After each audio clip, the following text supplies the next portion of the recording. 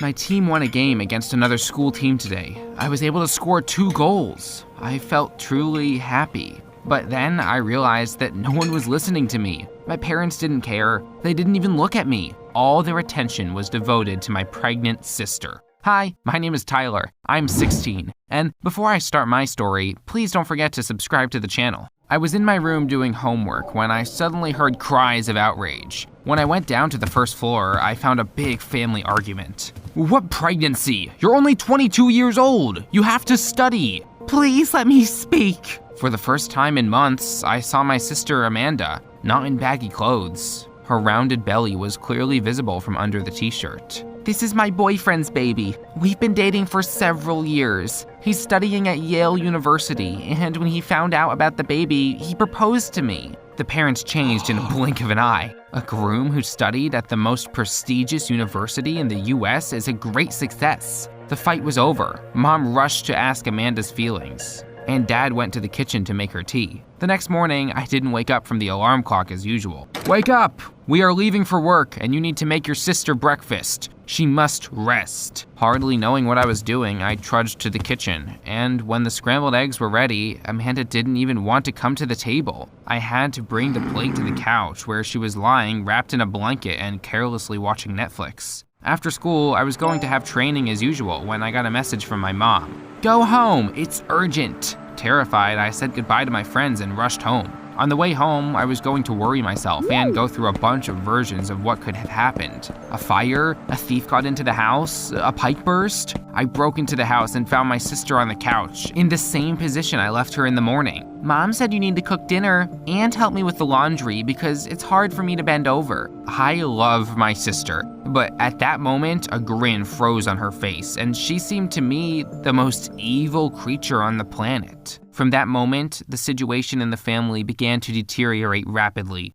A month later, a game took place, for which I had been preparing for half a year. I played it nicely, but looking at the stands, I realized that my parents never came to see me. Later, I tried to talk about my success at dinner, but no one listened to me again. As soon as I opened my mouth, Mom and Dad immediately interrupted me. How are you feeling? Don't you feel sick? Or maybe instead of a white wedding dress, buy a champagne one. Shall we decorate the tables with hydrangeas or roses? All the chores that Amanda used to do were dumped on me, and the wedding was another huge problem. Everyone was talking about it. The endless attempts to choose a dress infuriated me the most. My sister had probably already seen about 100 options and still could not decide. I was sitting in the lobby and playing games when I heard my mother's voice. Tyler, come here. I need you to hold the hem of the dress. Well, no, thanks. I felt like an outsider at this celebration of life. I didn't want to see anyone, so I slipped out of the store and went to a cafe on the first floor, and then I saw her. Shiny hair, magical eyes, a happy smile. She was sitting there at the next table, and I've never seen a prettier girl ever. For the next 10 minutes, I tried to persuade myself to come over and get to know her. I was quaking in excitement, and when I finally was up,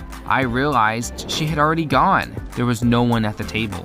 From that moment on, I couldn't think of anyone else but her. How I wanted to go back in time to that cafe and ask her name. I dreamed about a beautiful stranger so often that at some point I almost went crazy. She walked into our classroom and I jumped, surprised. Am I imagining things now? It took me some time to figure it out. She was real and a new student at our school. Her name was Esther, and I took my chance. Hi, have you been to the doctor recently? Because I suppose you lack vitamin me. In response, she looked at me like I was an idiot. Then she laughed and left without saying anything.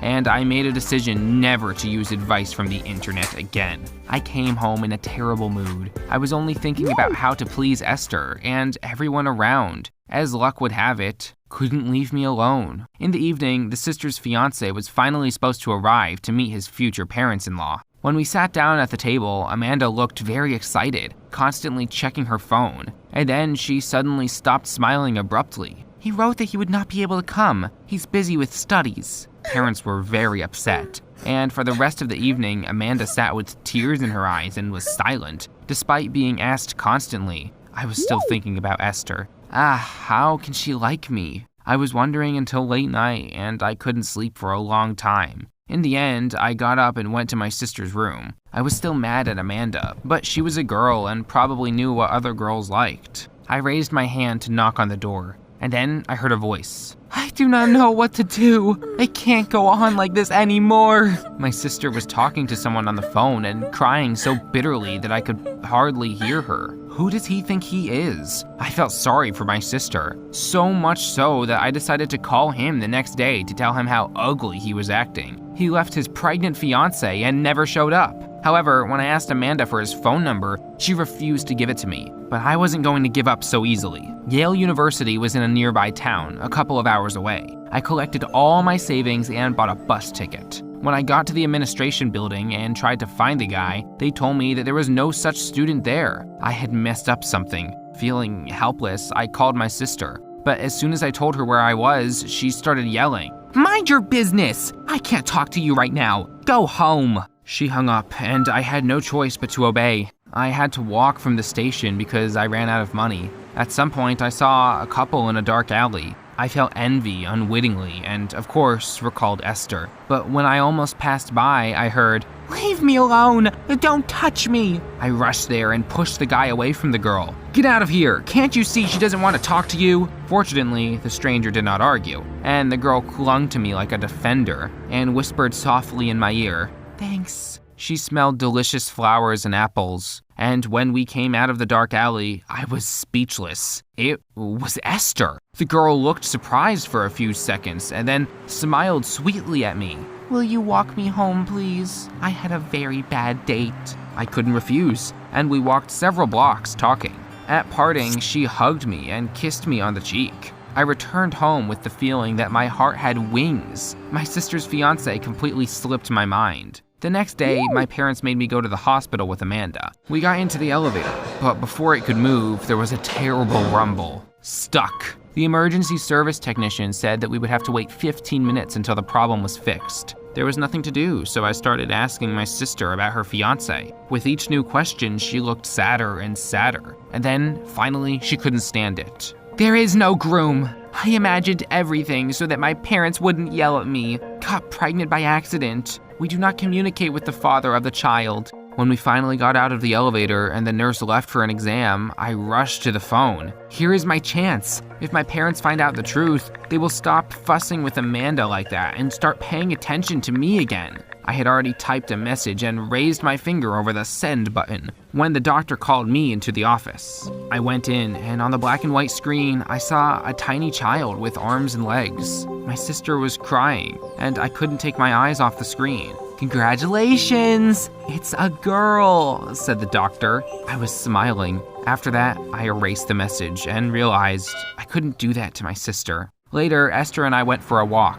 I held her hand, but couldn't stop thinking about my sister. In the end, he couldn't stand it and shared what had happened with my family recently. "Why don't you and your sister come to dinner with us? It will be useful for her to meet new people." After a short pause, she said, and I agreed.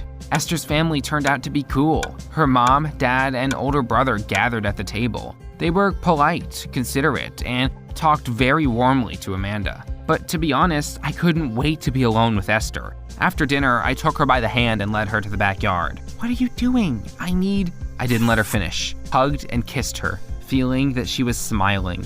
I wanted this moment to last forever. But we were interrupted by voices. Frightened, I pulled Esther into the bushes. And then we saw Amanda and Esther's older brother walking slowly around the house. Months passed by. I was still loaded with all the chores, but I put up with that because I sympathized with my sister and wanted to help. My parents decided to have dinner again to finally meet the groom, and even I was terribly worried. How would Amanda get out of that? Everything was ready. The doorbell rang. I went to open the door and saw Steve? When Amanda came out, he put his arm around her and kissed her on the cheek. Although I was very surprised, I did not comment on it in any way. What if Amanda paid him to play the role of her fiance? I didn't want to accidentally reveal them in front of my parents. Dinner was awesome. Parents were completely delighted with Steve. Amanda was all glowing with happiness. At some point, she went into the kitchen to bring dessert, and we all heard, "It's time! I'm in labor!" Together, we rushed to the hospital. Worried, I was sitting under the door of the ward. We were allowed to go inside only a few hours later. In Amanda's arms was a tiny girl wrapped in swaddling clothes. Steve picked her up and looked at her with adoration. And then he looked at my sister with love, and I finally understood everything. Later, Amanda started to walk more and was having fun. It looks like she didn't pay Steve. They just fell in love with each other. The guy wasn't even confused by the child. Looking at my niece and parents, my sister, Steve, I suddenly felt incredibly happy. I was glad that everything turned out that way and no longer felt excluded. My sister really needed help. My parents were right there. I also realized that I was ready to continue caring for both Amanda and her daughter because we are a family and I love them very much.